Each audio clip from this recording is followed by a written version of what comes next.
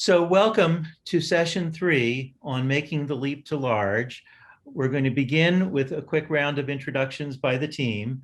My name is Joel Cutcher-Gershenfeld, and I'm a professor at the school, at the Heller School for Social Policy and Management at Brandeis University. Oh, Susan, you're muted. You're muted. I'm Susan Winter. I'm at the College of Information Studies at the University of Maryland. Hi, I'm Nick Berente. I'm at the Mendoza College of Business at the University of Notre Dame. And I'm John King at the School of Information at the University of Michigan. Joel, the animation. Excellent. We're going to start, as we always do, with a brief animation, and I'm delighted to share my screen and start the story. Making the leap from a small scientific project to a large NSF science and engineering initiative is a considerable undertaking. Take scientist Lucy, for example. She does computational chemistry and is making the leap to large. Lucy has identified her key stakeholders and the value propositions that her project offers them. She developed a stakeholder map. She recognizes that different stakeholders are interested in different dimensions of impact. But how can she effectively communicate the impact of her large project to these stakeholders? Before she can communicate impact, she needs to understand the impact. This means that she needs to measure the impact. Effective measurement of impact involves developing key performance indicators, or KPIs, identifying appropriate targets, benchmarks, and trends, distinguishing among process measures, outcome measures, and impact measures. Since not everything that is important can be measured, it also involves generating compelling science stories and visualizations. Why measure performance? For a large-scale science and engineering enterprise, it is not just about having data for the final report on the research. These measures are key sources of feedback throughout the life of the research. Before becoming a chemist, Lucy was trained as an engineer, and she knows that without feedback, systems can spin out of control. Lucy knows that all of her stakeholders need visibility on the metrics, and they need ways to talk about continuous improvement that is data-driven. When she appreciates the power of impact measurement, Lucy is no longer just doing science, she is leading science. In making the leap to large, you too can accomplish better, more impactful science, aligning diverse stakeholders for success, and understanding and communicating impact through measurement and stories. So let's focus on what you need to know about measurement and feedback.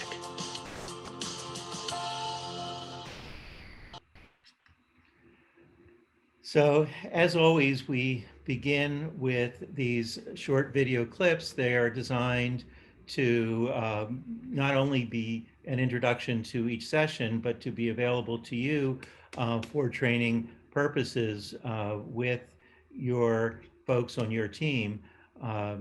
And so all of the videos are posted at the hub that you use to come in here, and along with, of course, the recording from this session and the slides. As you saw from the video, today's session is all about performance measurement. It's the third in our 7-part series, and we're delighted to welcome you to it. Very briefly, we did a pre-session survey, as we do each week. This resulted from the realization that with literally hundreds of you sitting in on the session, we couldn't do a participant check-in. So we used the survey as a proxy to get your input, both on the last session and looking ahead on the themes from this session. You're going to hear an overview on impact metrics and feedback from John and from Susan. Then we have our keynote today, John Towns, who's with us. I see he's just joined the video, and we're delighted to have John with us. And there'll be some time for town hall Q&A afterwards, as well as some questions that we're going to pose to you. You'll see in your feedback that there was some both appreciation and concerns with the breakout groups. So we're going to run it as a live main session today, and then we have some improvements for future sessions. But let me start by saying that during this session, we've set up a Google Doc that has a place to take notes on the different ways to track impacts on the 4 dimensions that we've highlighted throughout the series: science and engineering, workforce, economic, and innovation.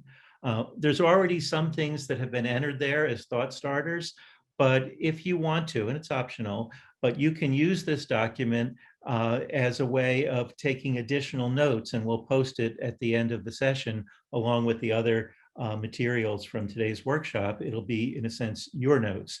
And Menon, if you could post in the chat the link to this Google Doc so that during Susan and Nick's presentation and during John Town's presentation, if you hear about metrics or measures or ways to track impact that strike you as important, enter them in the document. It'll become part of the record, a shared record for everybody. So very quickly, you responded, many of you, to our pre-session survey. We're delighted when you do. What we heard back was about 216 of you gave us feedback on the last session and comments on this one, and you'll see those results interwoven with today's session. But very briefly, you first of all confirmed that you are our target audience. Most of you have had at least 1 or 2 or 3 to 5 funded research projects in which you were a PI or a co-PI in the last year. Some of you more, a few of you less, but very few of you have been a PI or a co-PI on a large. Most of you none, a few of you 1 or 2. And that really is our target audience. Now, many of you who responded to the survey were at the session. Some of you were not, but most of you who were not said you were planning to look at the video on the hub, which we appreciate. And when we asked you, just by way of feedback, what stood out, most of the worksheet kinds of items, how to develop a stakeholder value proposition, how to analyze stakeholder interest, how to identify those interests, how to build a shared vision, and how to specify those stakeholders even in order to figure out their interest. Those were all things that many of you found helpful and useful. And in fact, as you'll see, we had feedback that some of you wanted access to the worksheets as a PowerPoint document rather than as a PDF. And so we've posted that on the website as well. A number of you did find, 1/3 to 1/4 of you, things in the Chameleon project that were helpful, particularly the idea of beginning with a minimum viable product. And the pre-session survey, of course, was not your greatest hit, but again, we use that as a calibration, so we appreciate that feedback. The last thing is we had some open-ended questions about any questions or comments that you had. One of you commented, these are all direct quotes, the vision needs to be that of the leader. And I want to say on that, yes and no. It does start, of course, with your vision, but that vision has to evolve as you talk with your collaborators and stakeholders. So it is a vision that is dynamic, not only in the proposal stage, but even during the life of the project. You asked, how do you get the buy-in from your collaborators? And of course, the most important thing is to ask what is important to them, not what you think they might be interested in, but what are their pain points as part of the buy-in. You worried, though, that the odds of success on a large are relatively small, so how much time can you take of your stakeholders? And I think that's a fair point. If you have a half an hour phone call with the stakeholder to understand their interest, I think they will be happy to do it. If you ask them to read multiple drafts, of course, they will not, most of them. So it's a delicate balance to make sure that you know enough about your stakeholders, but you haven't impinged on their time more than is appropriate given what's involved. But I would say that the time involved in getting stakeholder input is a feature, not a bug. What I mean by that is if you've talked to 20 stakeholders before submitting your proposal, that's actually something to say in the proposal. You're wondering whether basic science is appropriate, and I will tell you we will have more examples yet to come of keynote speakers and others who do basic science. Actually, the first two that we had both did do basic science, but also did applied work as well. And I think that's not an uncommon combination. And of course, for some basic science, you just need the funding to do the large-scale instrumentation. But beyond that, the real success stories are ones that are doing the basic science, but at the same time thinking about the broader impacts. And finally, you really found this transformational, sharing the space with bright, accomplished people. And by way of feedback, on the one hand, many of you liked the breakouts. We're not going to do a breakout today because many of you also said that they weren't as effective as you'd like.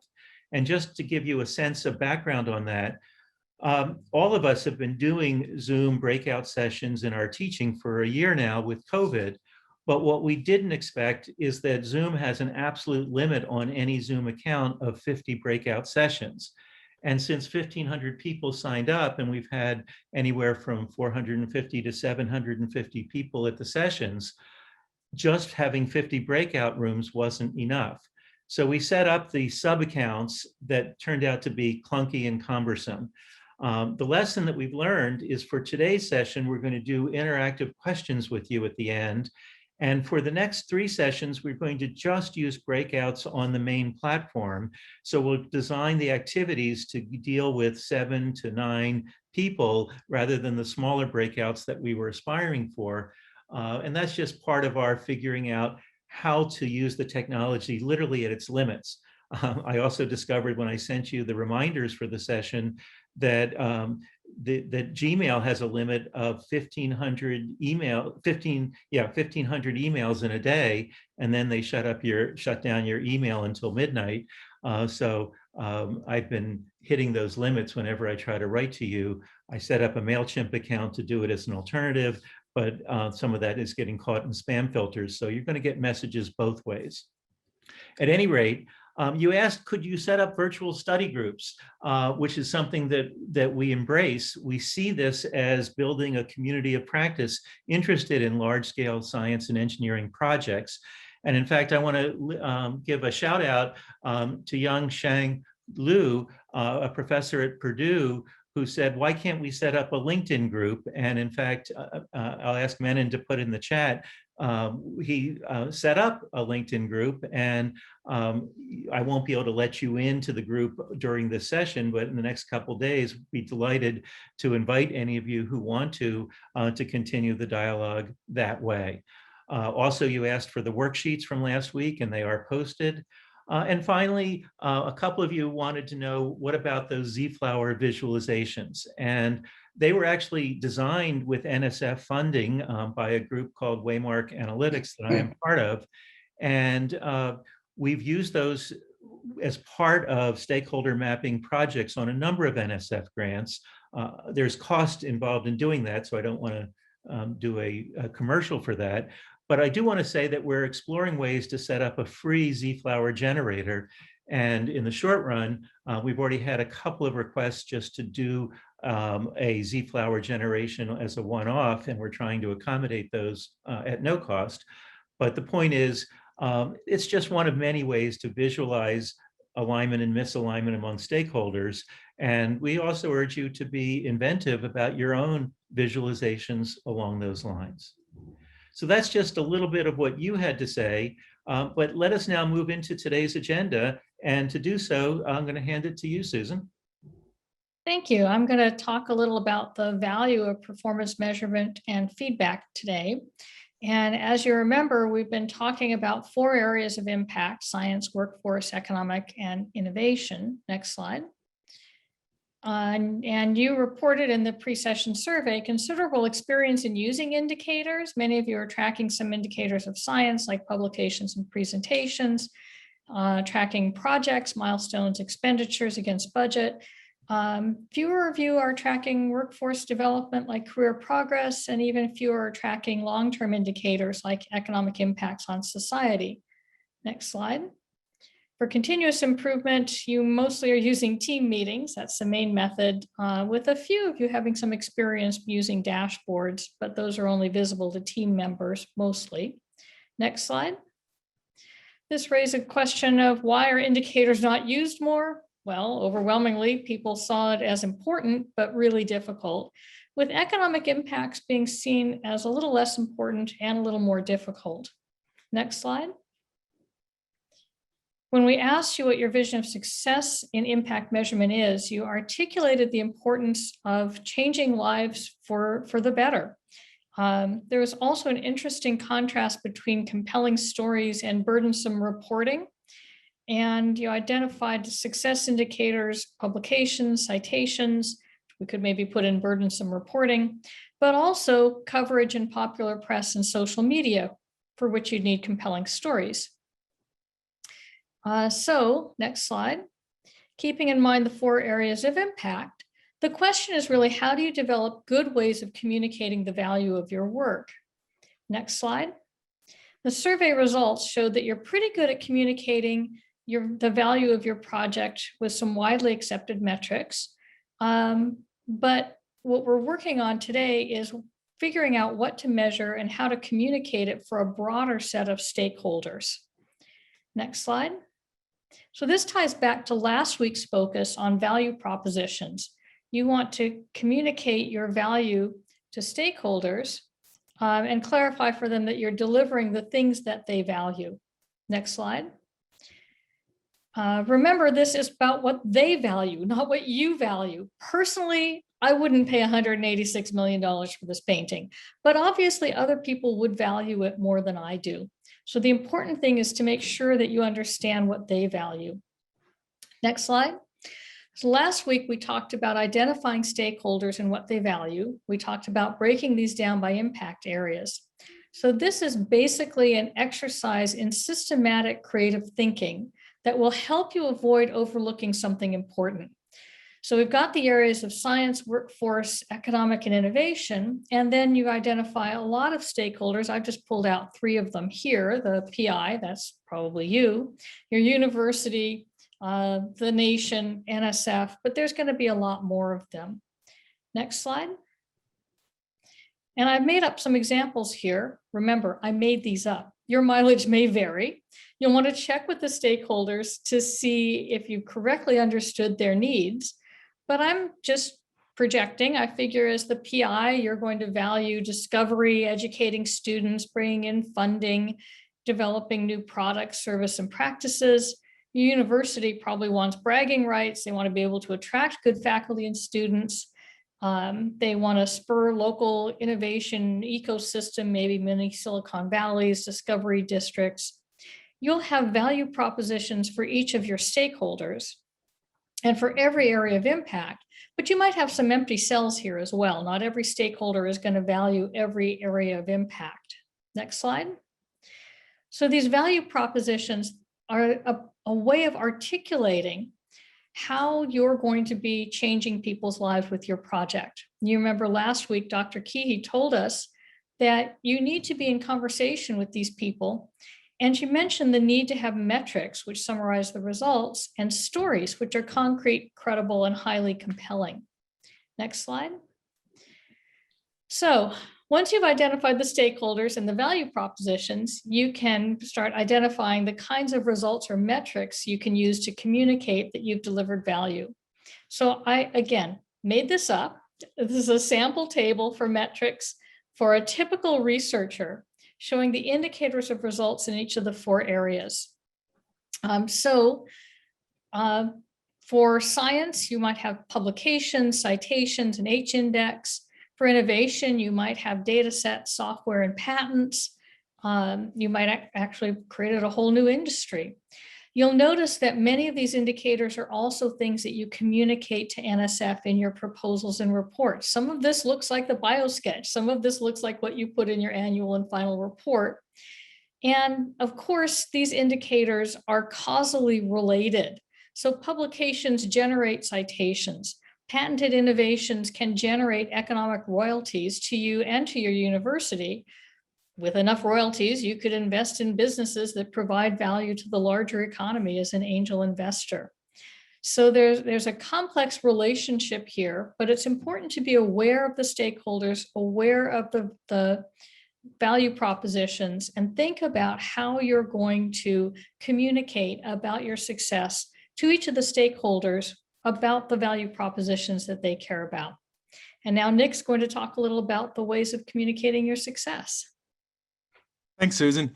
And by the way, I've been monitoring the chat. If you look at the shared Google Doc, where we talk about a number of potential metrics, I see that some people are indeed editing it, and that's what we were hoping for. So throughout the session, as you think of things, please feel free to look at what we have there and continue to edit. But one question you run into when people, all right, we understand the value proposition, we understand that that we need to communicate, and in order to communicate, we need to understand ourselves. But what form do we communicate? And I think this is a question a lot of people run into. Oftentimes when we think of metrics, we only think of, straight numbers. Let's give people the numbers. And we'll talk about that, how to present that. But it's important to keep in mind that straight numbers are not, particularly by themselves, often the way you want to communicate metrics. Sometimes you want to, if you do provide those straight numbers, you want to give some qualitative context. And we'll talk about that a bit. Another thing is, if you want really evocative and compelling metrics, sometimes it's better to incorporate them in visualizations. And visualizations have a number of different advantages, right? In particular, if you want to communicate trends, proportions, that sort of thing, any sort of comparison, you'd want to visualize it. Versus stories, and we'll get to some of the stories, but in particular, if you want, you'll use stories, science stories, to communicate impact, because stories are often much more memorable than straight statistics. They help you understand or explain the mechanisms and the causal chains to what is happening, and stories are particularly compelling when there are important and impactful outliers, right? When central tendencies don't tell the whole story, but what you'd like to do is see some description. So Now, before we go on, these are different ways. What was that? Nick, I want to say I saw both Arun and Grace raise their hands. Maybe we'll save those questions till after the presentation, but before John Towns goes on. But we do have some hand raises that have come up. Yeah, so please use the Q&A, right, for questions that you have. Go ahead and put them in there. And you see there's a Q&A tab in the bottom of your Zoom. Please type your questions in there, and we'll be monitoring those as we speak. And then, whenever we have little breaks and little time gaps, we'll try to answer a couple of those questions. So you see the Q&A tab. Please write comments or questions in there. Next slide, please. So just as a recap, when you think about metrics, these sessions go, don't forget where previous sessions are. As Susan mentioned, the first part to starting to think about metrics is actually to go back to your stakeholders and identify the stakeholders that you have, and then think of the value propositions you have to those stakeholders that we talked about last time. So next slide, please. And keep in mind that for each of those stakeholders and the value proposition, you need to continually, this is not something you do at the end of the 5-year project.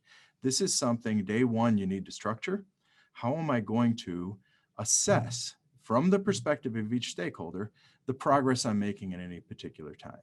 So that's the process. That's the culture of a large project, of a large enterprise, a science enterprise.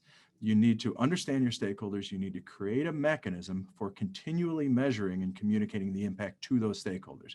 This is fundamental. This is not optional, and it cannot wait until the end of the session. So that's what we're going to talk about a little bit today. Next slide, please, Joel. One way, it's the most popular evaluation framework, right, for thinking about evaluating enterprises, and many of you have seen it, is the logic model. And the logic model is pretty simple. It's a pretty simple system model at a high level. It's what are your inputs, what's your process, what's your outputs, right? That's how to think about any sort of enterprise. Next slide. So let's look at these outputs. That's the important part, the impact, right? And this is the number one distinction I want to make for you here when we're talking, is that all outputs are not equal. There are different ways people divvy these up, but two that we've found useful is to distinguish between what we call outcomes and impacts. You're going to see this differently at different places, but this is good enough for us, right? So if you think of outputs, there are at least two types of outputs. One we call outcomes, one we call impacts. And the way to think about outcomes is that's direct effects, right? Those are the things that you and your team are very focused on and very much paying attention to, versus more distal effects, right? You might think of that as, well, people external to our team, they're more interested in broader or in other impacts. And next slide. The important thing to remember is that what you and your team are interested in are oftentimes not the same thing those external stakeholders are interested in, right? So this is something we probably brought up a number of times now, but it's something we want to reiterate, that when you're setting up your metrics for a large scale enterprise, you need to keep this in mind and set up metrics for both. So next slide. So I'll give you an illustration. We work a lot with high performance computing centers. And here's a paper that wrote about high performance computing center benchmarks in 2012. And this paper that wrote about this was talking all about very specific metrics. It was a paper about metrics, right? How to measure the performance of your high performance. And it was all about memory allocations, right? Number of jobs, number of users, size of jobs. And if you think about it, this is super important. It's a super important set of metrics to those people who are concerned with the HPC center. But, next slide, none of this is interesting to the university's chief financial officer. None of this is interesting to, well, maybe certain people at the National Science Foundation, but not all people. It's not important to your congressman, right? Your congressperson. So your more external stakeholders who do matter are not interested in size of the jobs. They're not interested in number of jobs necessarily, right? They're more interested, for example, NSF is interested in how much science have you advanced, right? How much other people's work, how many publications used your, for example, right? Used your facilities. The university chief financial officer is really interested in ROI. And they want comparative numbers. They want to see, hey, I could be using your high performance computing resources, or I could be using Amazon Cloud. Tell me how much money I'm saving going with your resources versus Amazon Cloud, right? And then of course, maybe my regional or my state government. You know, I in the past worked for land grant institution, and land grant institutions have a mission about workforce development in their state. So they might be interested in how many, you know, high level folks you're keeping in your state, you know, or how many leave that facility, leave your large enterprise and leave the state, right? So some states might be concerned with that. All states increasingly are concerned with startups. And if there's a startup, they would be really interested in that. And we know of a number of different, say, University of Illinois, Clemson University, we worked with them. They have startups coming out of their high performance computing enterprises. So this is what they're interested in. They're not interested in number of jobs you did, right? And actually what we found is that a lot of times politicians are very much interested in photo ops. They like to take pictures in data centers because those make for very high-tech, cool pictures, right? So you need to understand what external stakeholders are interested in. Next slide. And that's how we, you know, and this is a good way to think about when you're thinking about, okay, what are my outcomes versus my impacts? Think of yourself, and I realize we're doing all sorts of different types of science, but just remember the high performance computing centers that are worried about their jobs and their numbers and their internal metrics versus, okay, what are their external stakeholders? And that's how you can think of the difference between outcomes and impacts. Next slide. This is the Campus Research Computing Group, CARC, that was previously called ACIREF, about cyber infrastructure facilitators. And this was just something we did, kind of a very high level logic model for them to think through their project. You know, you have your input, your process, your output. You have your outcomes, which are kind of your focus, local, for your team metrics, and then there's the external. And they just started off very high level, thinking through what are the inputs we're talking about, what are the processes we need to do, and that helps you think through what you need. Now, next slide.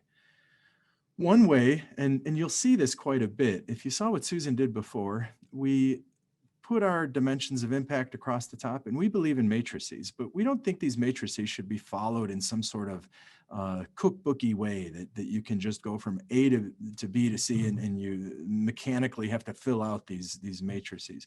No, these are, as Susan and Joel have both mentioned in the past, ways of thinking, ways to aid your thinking. And you think through one of these, you put the dimensions of impact on the top, and you can think through your stakeholders on the vertical axis. And in this case, you might think through your logic model on the vertical axis, right? You might think the inputs that I need to drive some of the science outcomes. You might think, if I'm going to impact the workforce, what are some inputs I need to think about the workforce, right? So on and so forth. And then you can think through the entire logic model on your vertical axis, and you can think through designing your enterprise with impact in mind. Okay, what inputs would I need? What processes do I need to come up with? And then outputs and outcomes, right? So if we could go to the next slide. This is something, I'll blame this on Susan. She put this together. These are a lot of her ideas filling in the boxes, but the idea is this, that you use it as an aid for your thinking, and you fill in some boxes, you play with it, and you, in that way, will design. It will help design and help think through your enterprise. Okay, so next slide. I'm just going to go over metrics real fast. There are some rules to metrics. They must be specific, measurable, right? You don't want vague general metrics. Now let's go over an example. Let's just say, for example, we have 10 publications. All right, I think you need to click for the animation there, Joel. There you go. No, ooh. All right, so 10 publications. Is that good? Do we know if 10 publications is any good? We do not. 10 publications by itself gives us no information. The one rule I want you to take away from today, everyone, is that we cannot just put out numbers like 10 publications. We always have to provide context. And that context, next slide, is these are 4 ways to provide context. One is to give it a target. So if I tell you I had 10 publications, but my goal was 8, we know I beat that. A benchmark, what people typically have, or what industry standard is, right? We might say the industry benchmark for a project is 6 publications in my field. I got 10. Clearly, so what I'm doing is I set a standard, some context, and then I show where I stand in comparison. We might show a trend.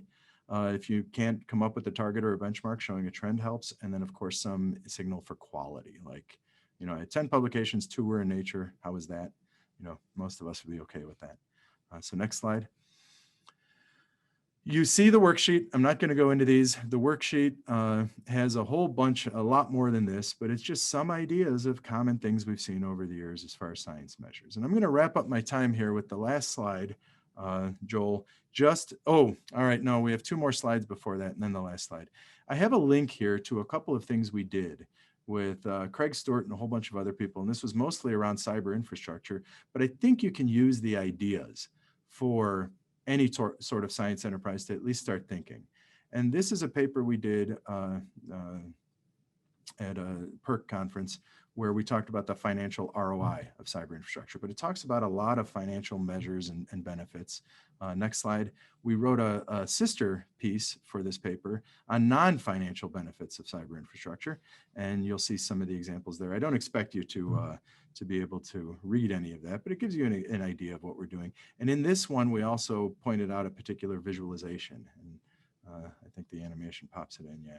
And this one shows the pathway to how particular resources lead to particular outcomes through specific funding. So it's kind of an interesting way to visualize, and I refer you to some of those to get ideas. Again, you're not going to be able to translate what we did necessarily to your enterprise, but what it'll do is give you ideas, and then you need to come up with the metrics for your enterprise that are custom to your enterprise. Now, to conclude, I do want to emphasize the role of science stories. Do not underestimate stories. Stories are crucial for a number of different reasons. There are some rules to stories, right? And the first and most important rule to a story is to keep the audience in mind. Again, the stakeholder. Who are you writing a story to?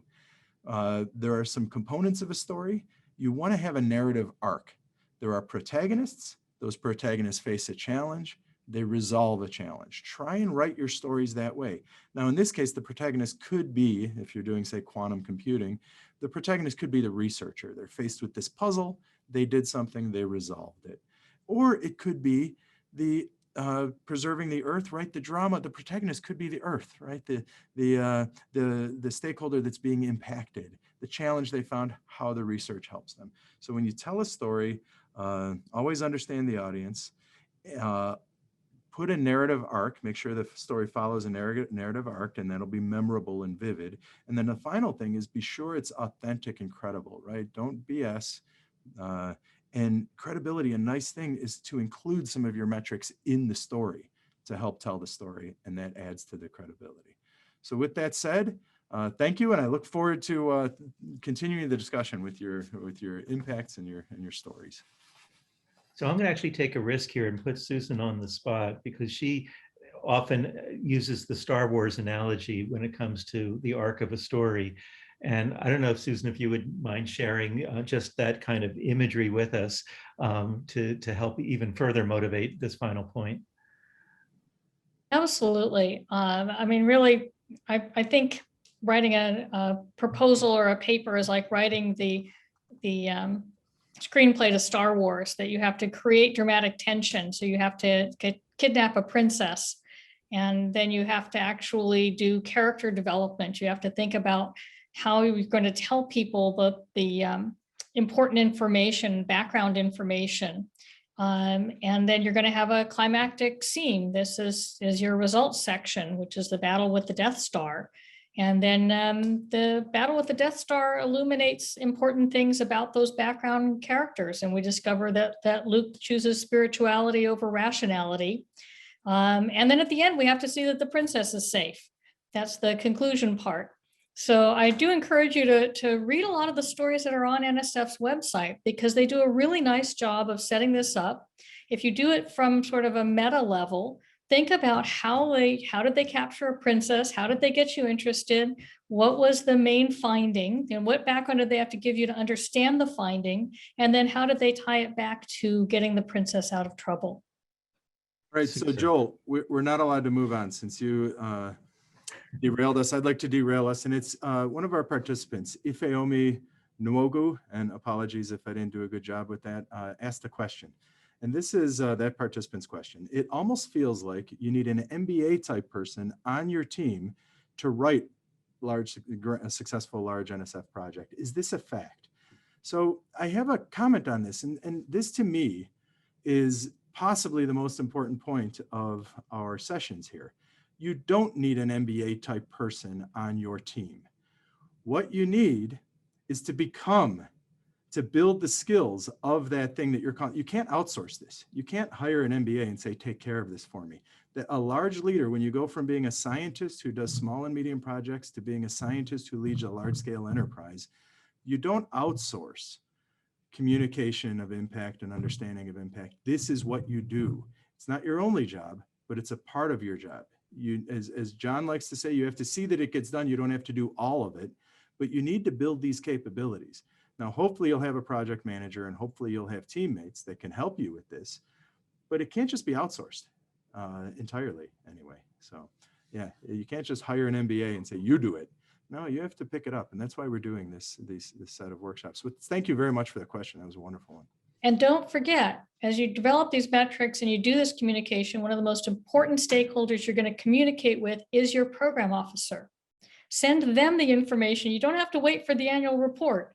You can actually drop them a line, develop a story. They keep in touch with them. Let them know about your progress and what kinds of things, because they actually want bragging rights within NSF, and then NSF wants bragging rights. So keep them in the loop. So as you can tell, Susan is a former NSF program officer, so she speaks from her own lived experience. But let me turn it over to John to introduce our keynote speaker. I'm very happy to be able to introduce John Towns. He's the Deputy Director of Research IT at the National Center for Supercomputer Applications. Now, you might recall that in the first session, we talked about the Large Hadron Collider at CERN. This is where the World Wide Web was born. An important complementary component of that was developed at the National Center for Supercomputer Applications, the Mosaic browser. These two things together kind of started this revolution on the internet, which has changed the world. It's actually enabled the infrastructure that we're currently using in Zoom. So that's really an important component to look at it. The reason that NSF supports the large grants is to try to have an outsized impact. And John has had a lot of experience in the leap to large. He is the director of something called XSEDE, which he can explain to you. It's in some ways a bigger challenge than just research cyber infrastructure alone.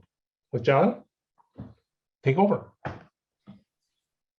Thanks very much, John. And I'll say that as a starting point, I wrote my slides before I saw the slides that were presented ahead of this, and I was amazed at some of the alignment, which means I've been a good student, I think, because it's absolutely true. You do have to learn this stuff and use it. You can't just outsource.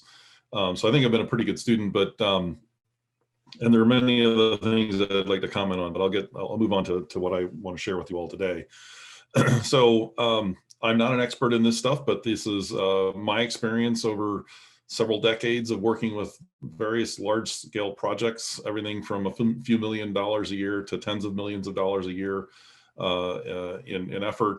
The current large thing that I'm really doing is the XSEDE project. So that's a large scale national cyber infrastructure project. It's currently in its 10th year. We've got an 11th year out of it. By the time it's all said and done, it'll be somewhere north of $250, $260 million over 11 years. So it's a pretty big project. That doesn't fund any of the resources that are actually supported by that organization.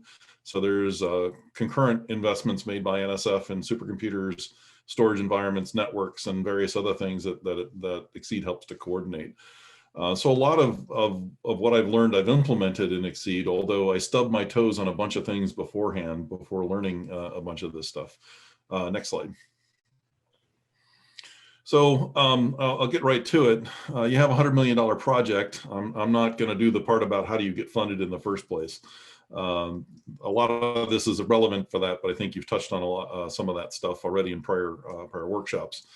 So you have to survive your reviews and you want to get renewed funding, but that means you must convince your sponsor that it's a good investment, that you found the value statement that is important to them.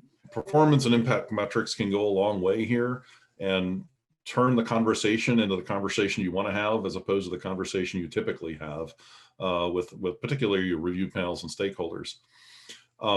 Having metrics are great, but they aren't very helpful if they aren't in the context of this performance management plan. They provide that. Why is this important metric? Why is the target good? That was brought up already as well, and you'll spend a lot of time debating, why is this a good metric and why is the target a good number? So let's start with some basics on this. Next slide. So first of all, follow a strategic planning process. There's a lot of ways to do this. Pick one and just use it. Be consistent about it. I'm not particularly wedded to any particular one. I've just tended to gravitate to ones that work well with the way I think. But this creates this important framework in which your metrics live and allow you to talk about your project and use those metrics, again, to relay the value that you're providing. And it's not just the value you provided last week, but what's your value this week? It helps you determine which of your metrics are the most important metrics. And those are what I call KPIs here. KPIs are short for key performance indicators. And I'll talk a little bit more about those in a minute. You'll have lots of metrics that you cook up. But as was mentioned previously, some of those you care about and your sponsors, your stakeholders don't. They're often operational and talk about the quality of work and maintaining good work within the project. But you use them to derive things internal to the project often. And some of those metrics emerge as important to your stakeholders and also important to indicating progress against your strategic goals. And that's where you really want to focus the discussion about progress of the project and its performance. Note that when you do this, you're not going to get it right on the first or the second or the third time. And it takes quite a while to settle down to metrics that are really effective for you. Some will be good for the start, others you'll find just simply don't work for you. Thank you. So use these metrics to talk about your project performance with the stakeholders. So if you've created the strategic plan and you've stated your vision, your mission, your strategic goals, and you've got concurrence on that with your stakeholders, you're no longer talking about whether what you're doing is the right thing to be doing or not. You're having discussion about, are you making progress, and are you performing well as a project? And it's a very different discussion. It's a much better discussion to be having. I'd prefer to stand in front of a review panel and talk about how can we better measure progress in this area, not whether we're even supposed to be making progress in that area. Next slide. Yeah, metrics not just for your stakeholders. I talked about using them internally. Another way to look at that is your staff and your organization are also stakeholders. I tend to think that the term stakeholder very broadly. And so I am a stakeholder in my own projects, as are all the staff that are involved, the funding agencies, the research community. There are many stakeholders. And then you saw a few of those in some of the matrix, the logic model matrix boxes previously. Make sure that you show those metrics, the right metrics to the right stakeholders. So they're all interested in different things. And so don't expose them to metrics they don't care about. It's only a distraction. Use your metrics to drive improvement. So maybe this is a bit of speech and speaking to the core, but make sure that there's this thing about what gets measured gets done. That's true. But it's only by measuring can you understand whether you're actually improving in an area. And by setting an expectation of a metric improving in an area, you drive change in that area in the way that you want. Or at least you hope that you drive change in the way that you want. You'll discover again that you picked the wrong metric in some areas and you need to redo that. The other thing about KPIs, key performance indicators, sorry, I didn't define that term here, but I have this little text at the bottom in every one of my reports that goes to NSF to make sure that they understand that it's not an absolute measure. It's an indicator that you're going in the right direction. So if your KPI and that metric is moving in the direction you want, you've tied it to your strategic goals, and it means the project is moving in the way that you want the project to move in accomplishing those strategic goals. And again, your conversation isn't then about whether the strategic goals are right or not. You've settled that argument, and you can set that. You're really talking about, are we making the progress that we should? Next slide. It's an iterative process. I think actually this was in Joel's slides earlier. And there's some really interesting things about it. Sometimes you can't even control the measure of a metric, right? Because it's impacted by something outside of your control of the project. So ideally you try and measure things that you can control the outcome of, but that's not always possible. So I have a great example. I wanted to stick it in the slides for later, but XSEDE as a project allocates access to large-scale resources to the national or international research community. And one of the things that we track as a metric, as a key metric for us, is the success rate for those that submit proposals to get access to resources. Now, we don't control that on a couple of fronts. One is we don't control the quality of the proposals submitted, and it's a peer review process, so we don't control the peer review process either. However, we have set ourselves a target to improve the success rate. And that one is a really difficult one to do because I can't write better proposals for them, and I can't dictate to the reviewers how they review. I've actually been happy that we've made progress on something like that because we've thought of it as an important change that we need to make and an improvement that we want to see. Metrics don't always measure what you thought. You'll cook up a metric, sounds good, doesn't work out. Thank you, Joel, keeping you on time. The metrics don't always drive the changes you want, and you can have a lot of challenge in actually getting the data to measure a metric. Okay, go ahead. That's a hint to keep moving along. So I'm going to use XSEDE as my example here. We didn't start with a vision, mission, strategic goals, and metrics. We were a couple of years into it, what is now an 11-year activity, before we started developing these sorts of things. And it was a long process. It took us 3 years to get crisp statements of vision, mission, and strategic goals, and initial KPIs and other metrics. It was a lot of work. And it took another 2 years to refine that into a mostly usable set. And we still have areas of the project that we struggle to develop good metrics around, and particularly KPIs. And even though you should keep your number of KPIs and such to a minimum, I still fail that test on my own. That we have 19 KPIs total in the project, and 10 items that we've aggregated them to on a dashboard. And I'll get to that in a minute, but it's really important to have these visual displays of progress. Next slide. Lots of challenges and pitfalls along the way, and mostly you learn by falling into these pitfalls. Some things are really hard to measure. We're struggling to figure out how to measure innovation in the project in good ways. We've got something that we're using and it's kind of okay, but I'm not happy with it. It's not as clean as I'd like it to be. For most science project, outcome metrics can be developed. They're fairly straightforward, but impact metrics are really what you want. Most of your stakeholders care about impacts more than outcomes, and they're typically harder. I know publication counts, and that was shown in the survey data. Publication counts are generally accepted, but they're a pretty poor impact metric. They're an outcome metric, but you don't know whether those publications are any good. You just know that they were written and published. They've passed their peer review, but you don't know whether they have an impact on the community unless they're cited a lot. That's the real indicator there. And so if you can do citation rate analysis of some form, that's really good. Difficult to do on a short range project because these are severely lagging indicators, both of them. But it also lets you, again, get your discussion with the reviewers around what are better metrics that we can use to measure progress, not whether the goal is right in the first place. Next slide.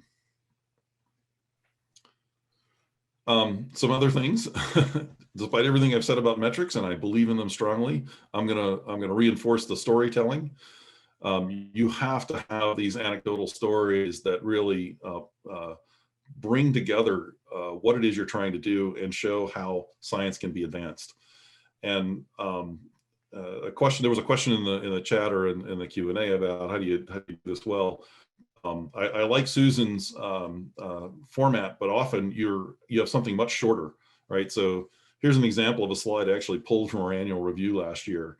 We have a section in which we talk about science successes, but we've built a rubric around our every story that we produce out of XSEDE. There's a set of elements that all need to be there. And the very first one is, why do I care about reading past the first sentence? And if you can't get something that you want the reader to care about, they're not going to care about it, and they're not going to read it. So that's one of the very first things. Make it, why do I care to keep reading this, right? External evaluators are really helpful. They won't set things for you, but they will provide you a lot of feedback on what's working, what's not working. So I encourage folks to have external evaluators involved in their particularly larger projects. Next slide. So what does it look like? I'm going to give you some examples of how we're using this in XSEDE. So this is pulled right from my last quarterly report that we submitted about a month and a half ago. These are the 10 indicators I mentioned before. We do it in this sort of stoplight style. So amazingly, on a $135 million 6-year project, in one image, you can sort of see where are they at. Are they doing okay or not?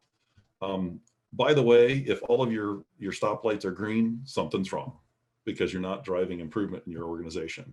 So KPIs and the targets are not something you always meet. You should be using them to push the organization and drive excellence. Next slide.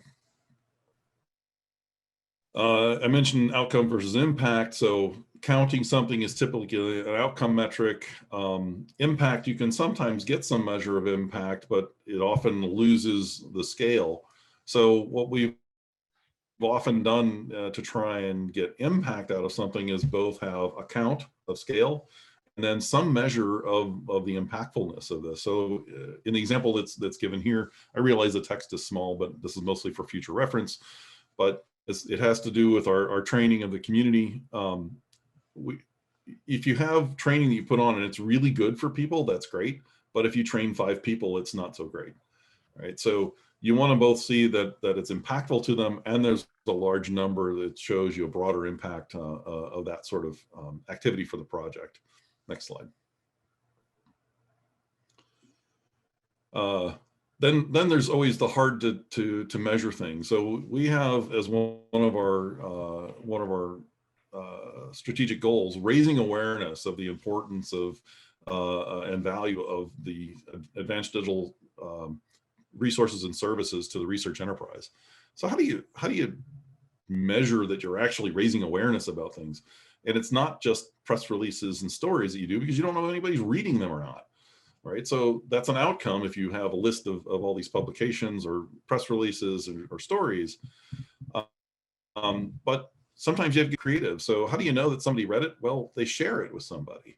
So we started looking at impressions, social media impressions, who's sharing these stories and how much. And so that, if somebody actually shares it with somebody else, that means they see it as important, and it will reach other people and raise awareness. So it's a better indicator of raising awareness than just the fact that we have a bunch of posts in social media or produced a lot of press releases or whatnot. Next slide. So Joel has made the point, and the team has made the point about some things are really important but not so easy. And so this is from some data that he did with the XSEDE project, and this was about extending the use of advanced digital services to new communities, and which is a pretty hard problem, because you're trying to bring something to a community that actually doesn't see value in it necessarily, or they can't understand that value. But it's very generally thought of as extremely important. Next slide. Actually, though, I'm going to go back. And it's not seen as important just by. John, I'm just going to go back for a minute. Yeah.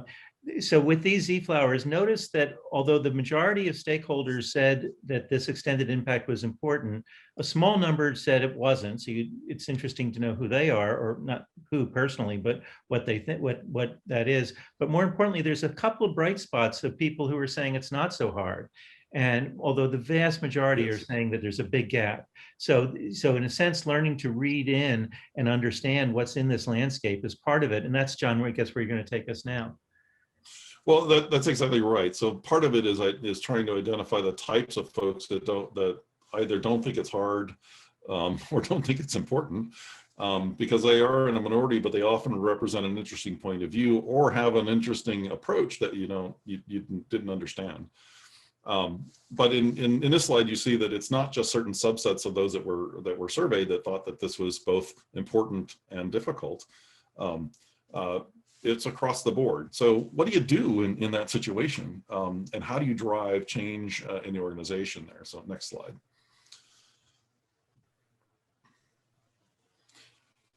So in trying to broaden participation, this is really reaching out to underrepresented groups and trying to bring them into the use of these things. Sometimes it is often interpreted this way. There's another facet of this, which is about bringing in new communities of science to make use of these sorts of capabilities, because it's becoming very important across many fields. But trying to reach out to underrepresented groups is really hard, actually. And unfortunately, it's been even harder for us over the last year plus, because it involves a lot of in-person discussions and visiting campuses and reaching out, doing these outreach activities, which we of course haven't been able to do, and we've struggled to do well in the last year. But we set a metric here. We said we want to have more folks from underrepresented groups involved in what's going on and making use of these sorts of resources. And so actually there's three metrics that sort of surround this, but the middle one is the one I was focusing on here. And though the data is noisy, and this is reported on a quarterly basis of how many new folks have come into using these things that we have identified that come from underrepresented groups. And while the value, as I said, the noise in the data is pretty large, I threw a trend line in there, and we can see that we're actually getting better over time. And if you look sort of at the annual numbers, they're also improving. Now you have to contextualize this again. Is your user base overall growing or not, or shrinking? And another important thing is what fraction of new folks are coming from these other disciplines and such. So we're trying to push in multiple ways to improve this broadening of participation. And what happens is that we review these things on a quarterly basis. And if we're not hitting our targets, then we have to sit down and think about what do we need to do differently. And that's where the change is driven in your project. Sometimes those happen in the context of a discussion at a group meeting, but we do a combination of a quarterly project meeting and a lot of discussion around the development of our reports. And oh, by the way, footnote, there was a comment about reducing some of the administrative overhead and reporting. When XSEDE shifted to using this metrics-based reporting approach, our quarterly reports were typically close to 200 pages long, plus a couple of hundred pages of appendices. You know, that main body shrunk by half because we could represent so much of it through these understood metrics and in the context of the strategic plan. So it allowed us to focus on talking about those metrics and then fleshing out the story with the anecdotes that are important. And it really made our reporting a lot more straightforward. Next slide. Return on investment. I didn't know that Nick was going to make use of this. So this is some. So you heard a little bit about this from Nick previously, but a lot of projects don't think about return on investment and measuring that. And so on the next slide, there's some more references about this. But you can't take a traditional corporate ROI sort of approach because we don't actually sell anything, right? And so we've created this pseudo ROI or an ROI proxy that looks at what would it cost if we were to do in the marketplace versus what is it actually costing us to deliver services. We're in a complex ecosystem that has multiple awardees involved beyond the XSEDE project. So we have what we call these service providers that are owners and operators of equipment that are also funded by NSF, and we deliver value to them as projects. So we were trying to get a good handle on this, and this has been going on for several years now. Nick referred to a couple of papers that were published. There's another one under review, but we've made a lot of effort in here. And I think the important thing is that we've been able to at least reasonably come to a conclusion that our ROI is about 1.8, which is pretty impressive. Unfortunately, NSF doesn't really know how to talk about this. It really should. And it's the sort of thing that we try to give NSF so that they can take it up the chain. They have to defend their budget to the hill, right? And so trying to provide your stakeholders with things that are valuable in their own justifications can be very valuable. I will tell you that many at NSF won't ask for this sort of stuff and resist asking for this sort of stuff, but they run with it when you get to them and they appreciate it. Next slide. I think I'm almost done here. Well, okay, so these are the references. You can look at those later. Another bit on economic impact. We've been working with the IRIS group at University of Michigan, among a few things, but one to try and understand what our economic impact is. And the way this comes out, a lot of people don't feel too good about, but it's in fact really important to those that care about their congressional districts and how much funding they're getting, right? So an immediate assumption is that since the University of Illinois is the prime awardee, this money goes to Illinois and it all gets spent in Illinois. Well, that doesn't happen. Of course, we have 18 subawardees in various states that get money through that mechanism. But the fact of the matter is when a project spends money, it spends it in lots of different places, right? So imagine you have quarterly project meetings. You're going to go someplace, you're going to co-locate, you're going to pay catering, you're going to do hotel, there's travel, there's all sorts of things. You buy licenses for software that are based in other states. So this image here is actually only taking 2 years of spend of the prime and 2 subawardees of XSEDE to see where did that money end up. And it ended up in a lot of other places. This is, again, a sort of thing that NSF struggles to even figure out how to talk about, but I think it's really useful to bring it to them. And doing this sort of analysis, I think can help NSF understand that just because you're at an institution in a particular location, your economic impact can be much broader than they assume. Okay, next slide. I'm surprised that I haven't been cut off yet, but some other interesting metrics. So I mentioned citation analysis. So this is something that we've done. There's a reference here at the bottom that you can look at it for more detail. But going beyond just the outcome metric of how many publications were produced and looking at impact is difficult, but we were able to do this through quite a bit of work. Unfortunately, now it's a system that can be replicated. And again, you can look at the paper reference here, but the outcome here, which is really important to many of our stakeholders, is not only that there are a lot of papers being published by folks that are supported by XSEDE, but in fact, their citation rates are higher. So they are greater impact on the science side than all others in journals. So this is something sort of to take apart and look at, but it's a very interesting metric and really gets an impact in a really important way and shows why is it important that NSF is funding this for the advancement of science. Okay, and then I think maybe, is that it, or is there one more? I lost track. Oh. So thank you. Okay. And I'm going to hand it back to John, who has some questions for you from the audience. Hello, John. The first question that kind of came up in overall discussion is, a lot of this sounds like common sense. How do you react to that? How do you think about that in terms of common sense? So, to me, common sense seems like common sense when you know it. The problem is that if you don't know it, it's not common sense to you, right? So, and a lot of these things actually took a lot of work to get to, and it comes out and you're like, well, of course, right? Yeah, but you don't, it's one of those you don't know until you get there kind of things. There's a lot of debate that goes on inside the project about what's a good metric and what's not. And whether it's common sense or not is sort of irrelevant, because what you're trying to do is express your value. And some things are common sense ways of doing it. Like this economic impact stuff. Yeah, it seems like pretty much common sense. I challenge you to find 5 other projects funded by the NSF that are doing it, right? It's not done. It may be common sense, but it's not done generally. As a project, we're often pointed to as, there's an example of how you should be doing some of this stuff, right? And that's a little disturbing, actually, that there are other large projects that aren't doing some of these things that we found to be so valuable. But it is the way of the world, and part of the point here is how do we improve things for all. That's why I want to share what I've been doing with folks.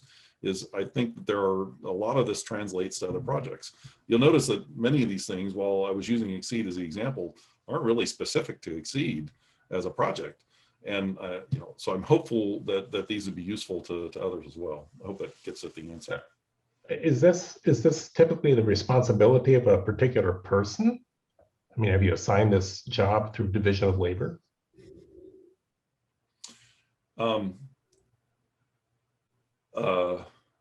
That's not the way to think about this. Okay. The metrics and how a project handles them is everyone's responsibility every day. And part of the point in having metrics, particularly beyond the KPIs, because they have to cascade down through the organization, down to the individual teams doing specific things. It helps them make decisions on a day-to-day basis about what's important for them, because they're looking at their metrics and I need to make sure that metric is improving. What am I doing today to improve that metric? And that gets you from these very high level strategic goals and such, which often people say that's all great, but how do I know what I'm doing tomorrow? So you have to work that down through the organization, and there have to be metrics at every level as well. And so if you look at our reports, they're all public. You'll see that the various teams have metrics, and we have a lengthy appendix of metrics that are reported on regularly. And not everybody looks at all the metrics, but every group has a set of metrics that they're tracking closely. And so this is not just one person's responsibility, it's everyone's responsibility. And collectively, we have to internally review one another to make sure that those metrics are effective. Actually, I just want to lean in here for a minute and really lift up what you said. The quality expert, Dr. Deming, they still in Japan give the Deming Award every year, famously said that the transformation is everyone's responsibility. And embedded in what you heard John say is a deeply embedded assumption that everybody needs to see the metrics because everybody is part of the overall success of the project. And that's different than a command and control kind of top-down view. So I really like the way that you said that that wasn't the right question. Yeah, one of the questions that comes to mind is that this XSEDE is a pretty big project, and CSA is a big organization.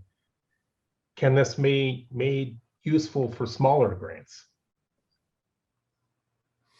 I believe it can. It's not a linear scaling, obviously, but it does scale. It doesn't matter what your project is. You have some goal, and you have to be able to clearly articulate what that goal is.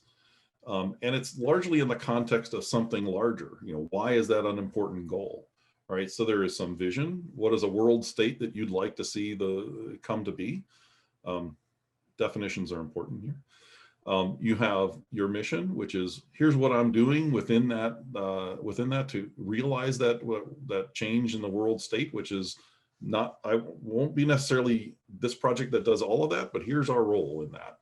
And in order to accomplish that mission, you have some strategic goals. Now, that applies at almost any scale.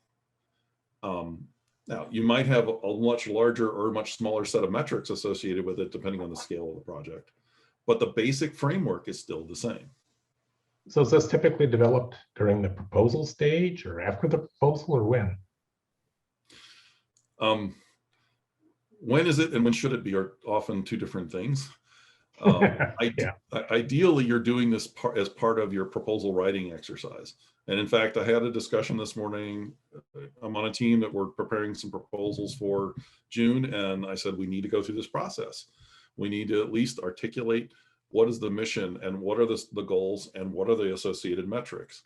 Now we've got experience in doing this, so we can do it a bit more quickly than the scariness of the 5-year process that XSEDE went through. But you can do a roughed out pass at that. And you may want to come back and look at it again once the project starts to refine it, right? But for proposal purposes, I think you need to make a pass at this.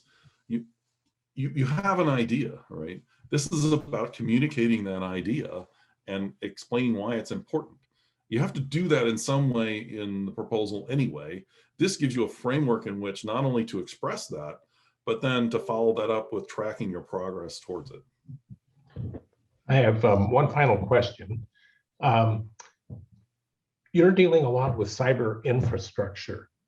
What is the role of infrastructure broadly in research as you see it? That's a huge question. Let me, and using the term simply infrastructure is a much broader thing than even that XSEDE is doing, because when I think of infrastructure in a broader sense, I'm thinking, wet labs and things like that, experimental equipment that isn't necessarily computing in data, but is producing data that you need to compute on. So there are many, I think the way to look at this is, and we often talk about XSEDE this way, is despite the fact that XSEDE is a completely virtual organization consisting of 180 some odd individuals spread across the US, it is in fact a facility. So if you think of a facility, an experimental facility of some form, this is another form of facility, of enabling science. So you might have a beamline, you might have a ship, you might have a telescope, you might have whatever the instrument is that you have. The instrument that we have has to do with computing and data and related topics, which is becoming more and more important across all fields of research and scholarship. Some are still early to this for them. So many have been there for a long time. So if you think of physics and chemistry and such, they've been traditional users of these sorts of resources. But in today's era of artificial intelligence and deep learning, machine learning, it's reaching into many different fields of scholarship that had not had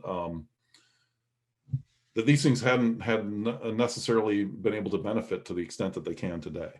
So some folks ask me the question, what sorts of research do you support with XSEDE? And my answer is, it's easier to tell you the few that aren't.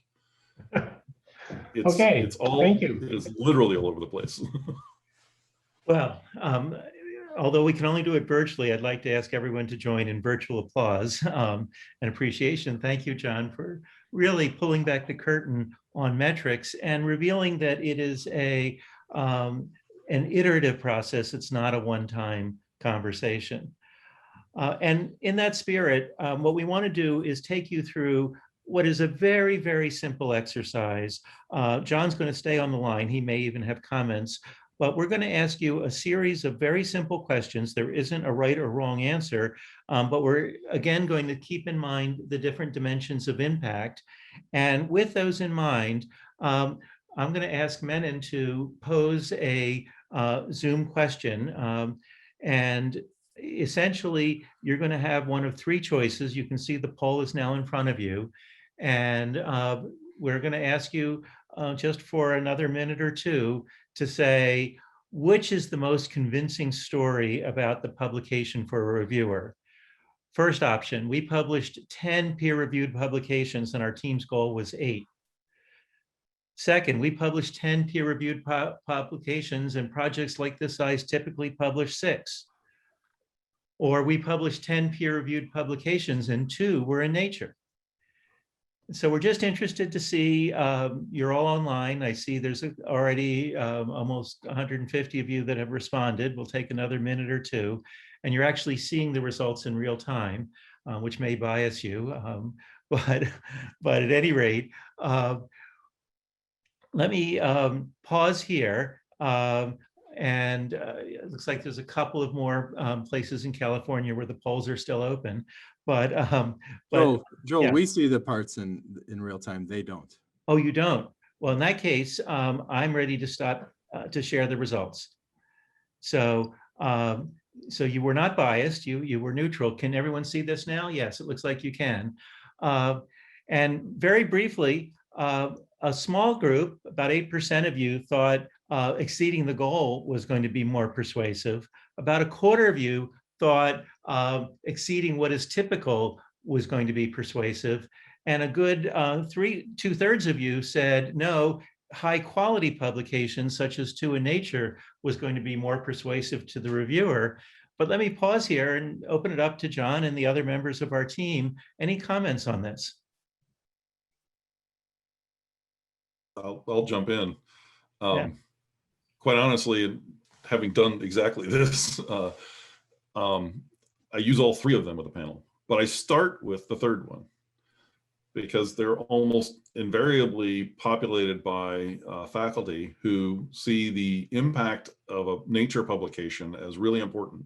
So I'll say we had 10 publications, 2 of them were in Nature. And by the way, we actually published 2 more than we had shot for, and 4 more than most organizations our size do. So I use them all, but there's a very specific order that I go in because of the audience I'm speaking to. Now, if it were a different audience, I would probably take a different approach.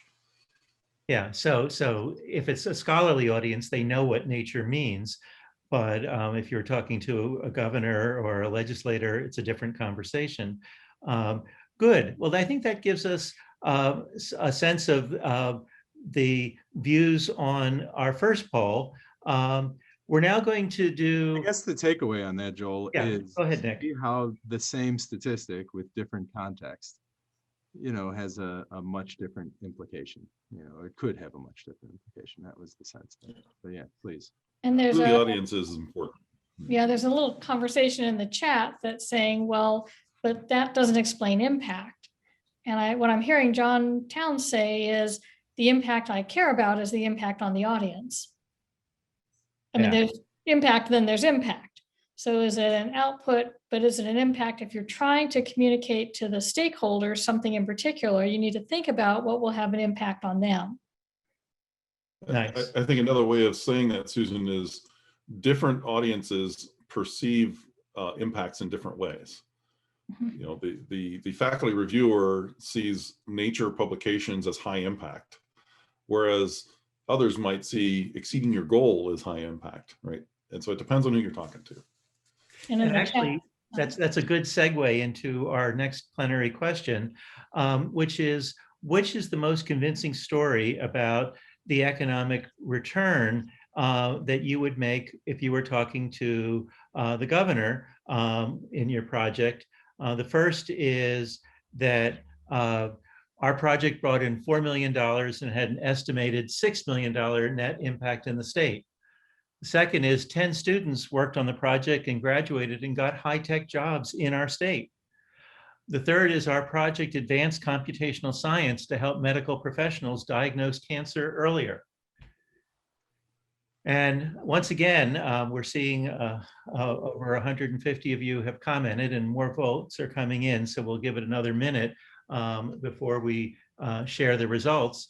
But I think the results are now pretty clear. So I'm going to ask Menon to share the results. And as you can see, the vast majority of you said that a good 76% to 3/4 said that the net positive impact beyond the money brought in was the way to lead with that story.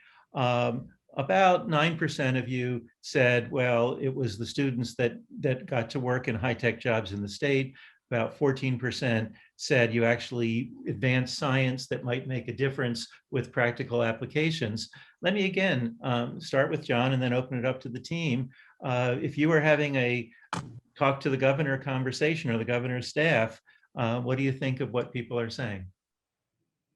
So if I were having that conversation, I'd do these in the order as presented. So first, most important is your net positive impact on economic impact. The second one is actually kind of important because it talks about downstream economic development. Retaining high-tech individuals and positions in the state are really important to a lot of governors these days.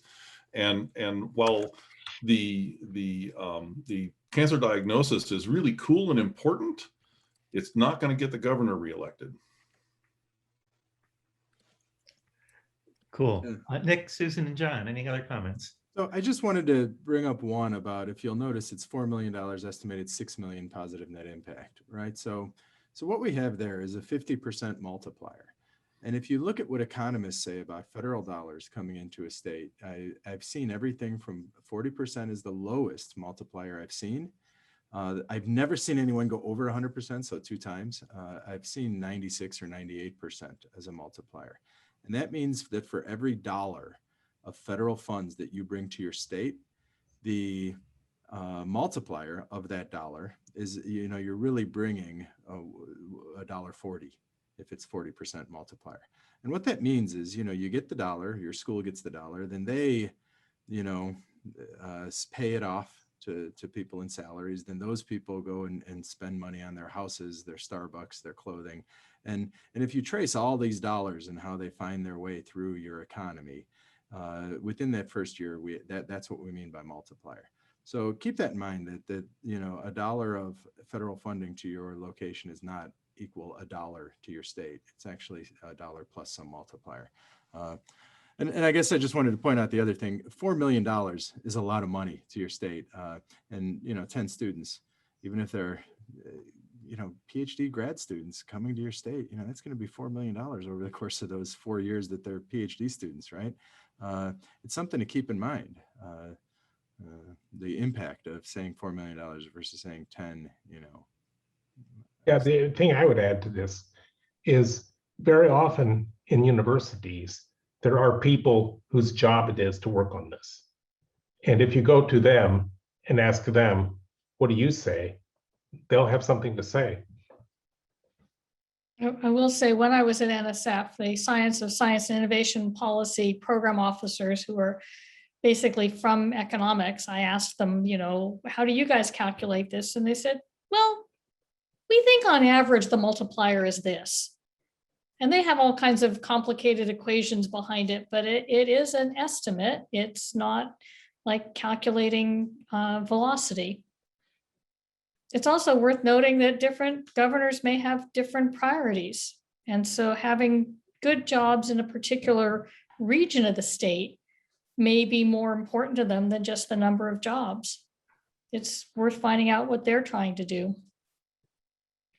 Thank you. If You you don't all. mind, Joel, Yeah. one quick more comment. As you get into large projects, your local and regional and state governments start to notice you more. Your university almost invariably has an office of government relations or something equivalent. Reach out to them, ask their advice. They know how to navigate these spaces. They can help you a lot. Use them. Super. And as you can tell with these questions, we're looking at different types of stakeholders. The last question is a stakeholder closer to home, the president of your university. Which would your president most like to see? Our project provided research opportunities to 6 graduate researchers and postdocs.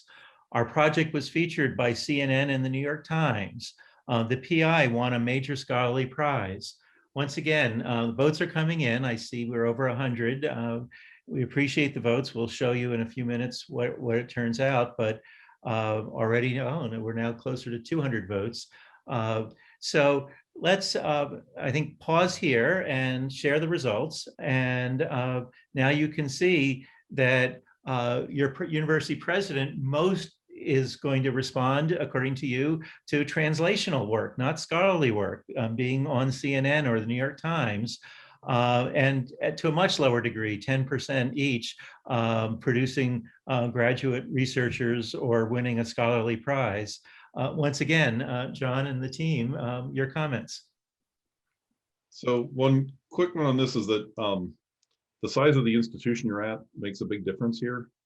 If you're at a small institution and you provided 6 graduate students with research opportunities, that's a lot bigger deal to a university president than if you're at something like University of Illinois or a very large university, because there's lots of projects that provide 6 grad researchers and postdocs in those environments. So that there'll be a little bit of, you have to contextualize in that way as well.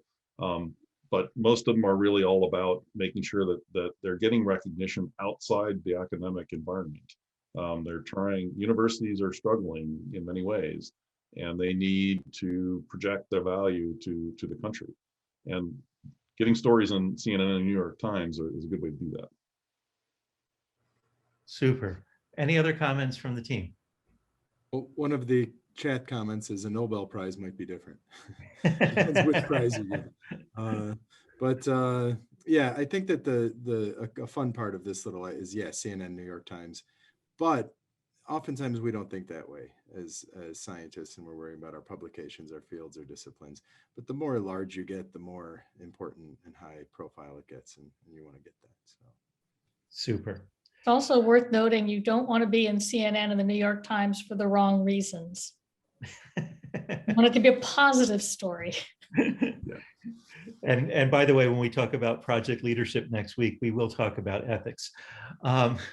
Super. Well, again, I'd like to thank everybody for these comments, and thank you all for your votes. We just have a few minutes left, so I want to just do a quick look ahead. First of all, there were some questions in the pre-session survey that I just want to lift up. You said, how can this work for PIs from a smaller institution? And I'm not sure about the percentage that's funded, but you heard the discussion being one in which this can apply. And in fact, I think increasingly the non-R1 institutions are looking to build out their capability and visibility. There is a question, can there be a LinkedIn group? And there now is one. It's posted in the chat. In the next couple of days, if you want to get in, we'll let you in. And then it's up to you to use that well. You also said that there's not enough resources to do the science. How can you do all of this? And what I will say is that, in fact, if you are doing this, it actually impacts the science and broadens the science in ways that can be generative. But you do point out correctly that reviewers can have bias, even if it's unintentional, just because the more privileged institutions have more resources. In this case, they're talking about HSIs, Hispanic serving institutions, many of which are under-resourced. And frankly, that is a priority with the NSF. And when we talk about some of the future sessions, we're going to go even further and deeper into how to have that broader impact. But lastly, a key point that you made, and John reinforced it in his comments, is that some of these are lagging indicators. It takes time to get results, and it's important to find sort of early weak signals that say that you're moving in a direction, but it's also important to be able to track these things over time, even after the end of a project.